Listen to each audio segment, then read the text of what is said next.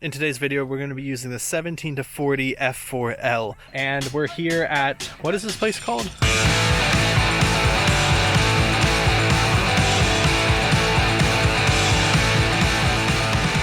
I used it in another video where I showcased the lens's capabilities, but today we're going to be using it at a bird sanctuary, and Sarah actually just pointed out this really pretty location right here. See if I can flip you around. Look at that lookout. That's beautiful. Amazing spot.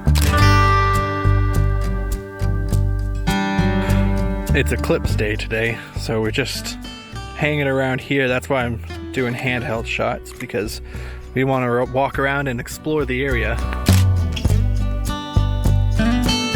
just before the eclipse happens. I'm not going to be able to take any photos of it because I wasn't actually able to get a solar filter for any of my lenses. So just gonna view it. I might film, you know, the surrounding area, but I can't actually film the eclipse because I don't want to burn out my my sensors on any of my cameras. That would suck.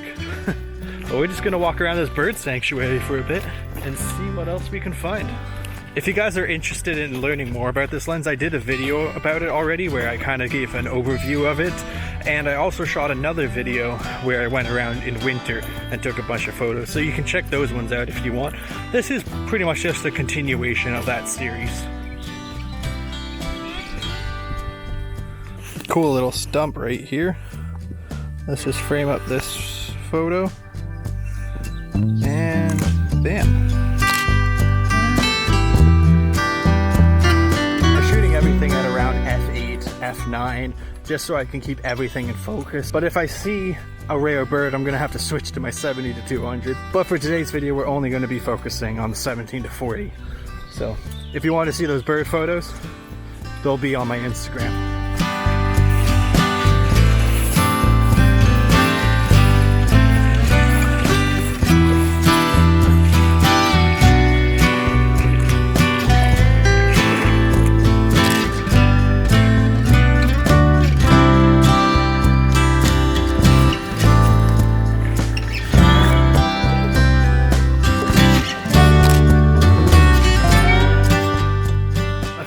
To vlog when there's people around.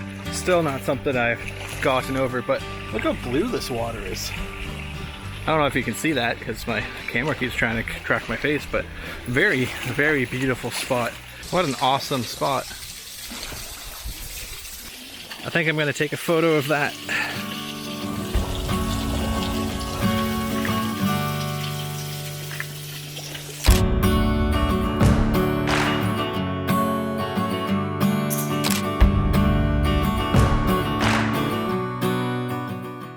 Also, if you guys are enjoying today's video, subscribe. I'd love to see you guys back here hanging out in another video.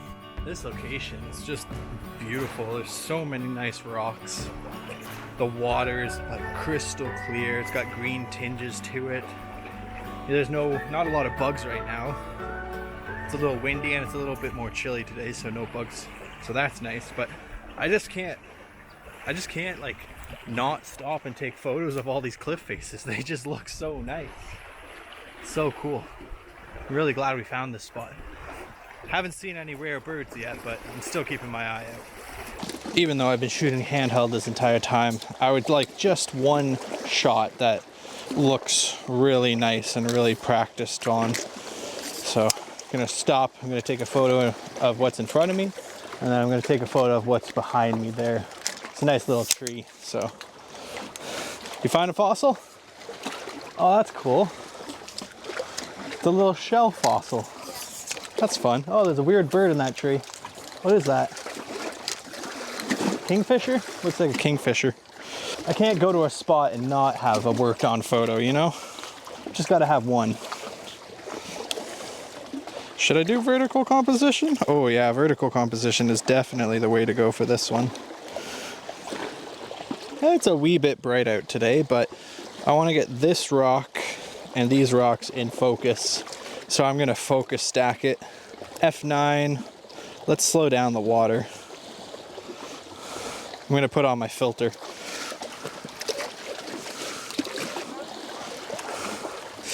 I I'm gonna put my ND to max. I have a 3-second exposure. Just gonna tilt this so we get more. Just so we cut the reflections. Yeah. I'm just gonna turn my ring so I can cut down on the reflections a bit. You know. Oh, camera's falling. That's not tight enough. I didn't realize it, but I had it on 1.5 crop, so it was actually zoomed in. I was like, I swear this lens goes more than that. But I put on my ND filter and I got my polarizer on, so we're gonna cut some of that reflection out and we can slow down the water. I'm going for a 3-second exposure, but I feel like that might be too smooth, but we'll just see what happens. Put on a 2-second timer. I'm gonna focus stack. Not too bad. It says it's exposed, but I might actually underexpose it because the sky looks a little blown out. And then focused for the very furthest object. Okay, we're right there. That's fine too. That's not where I selected, but sure, we'll just take a bunch.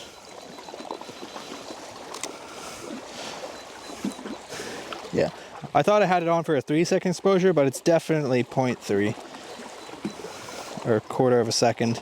Let's do a 1-second exposure. And let's bring this up. Let's do F16. How does that look? Oh, that looks nice. Sky's still blown out.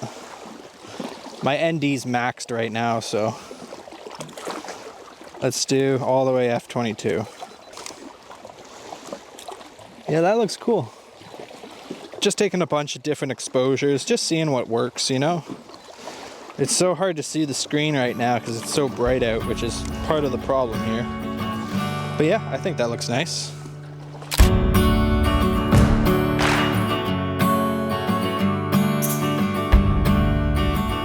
It's so bright out today, it's hard to see the screen, so it's a little bit hard to find what I'm what I'm trying to look for here.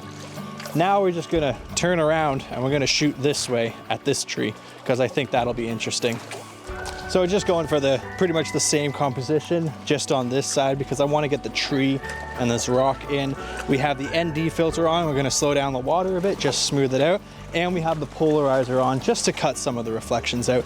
And hopefully we can get a nice shot here because I think that shot's gonna turn out nicely. But this one is more away from the sun, so I can actually see a bit better. So we'll go do that.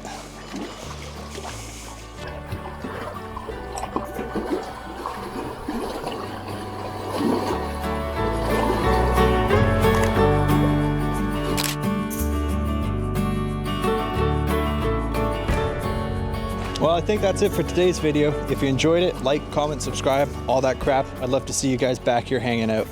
And thanks for watching. Peace.